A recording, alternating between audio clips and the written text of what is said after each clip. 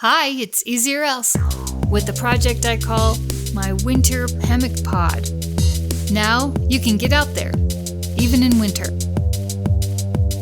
Earlier in the summer, I had already made a hammock underquilt out of a low-cost sleeping bag, and it worked. It had suspension, it hung underneath, but it had a fiddle factor, and it would move around. So when I saw these hammocks on sale on Black Friday, I just had to see if I could make a low-cost hammock / underquilt / winter pod without having to dish out a lot of money.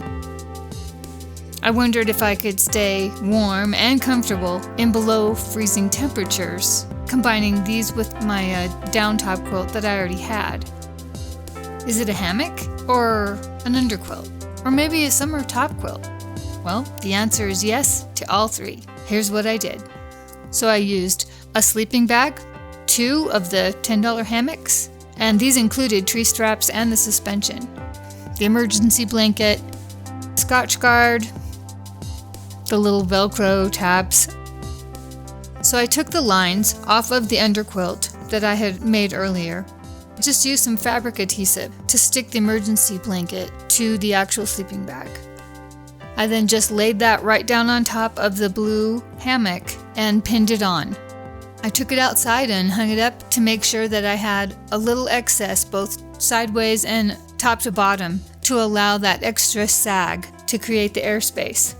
Once I knew I had that right, I came back inside and went to the machine and sewed it right onto the hammock, leaving about a 20-inch opening so that I could slide in a sleep pad or put clothes and things in there to keep them warm and dry.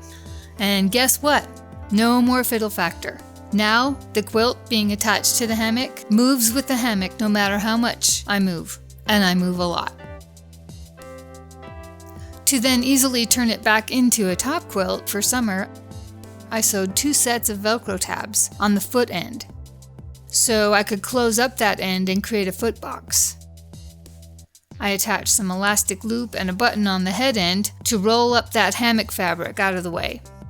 And I can now use this as an emergency blanket or a summer top quilt. It's awesome. Finally, I just sprayed the second hammock with the Scotch guard, and this just clips right over top of the hammock and suspension and keeps the wind out and even light snow and rain. It's not airtight. I can still pull up an opening if condensation becomes an issue. So, did it pass the test? Last night it was in the high 20s, and I was warm and cozy. For me, a success. I'm so excited that I can now get some hang time and stargaze, even in winter. Thanks for watching and giving me those thumbs up. If you're new to the channel, hit that subscribe button.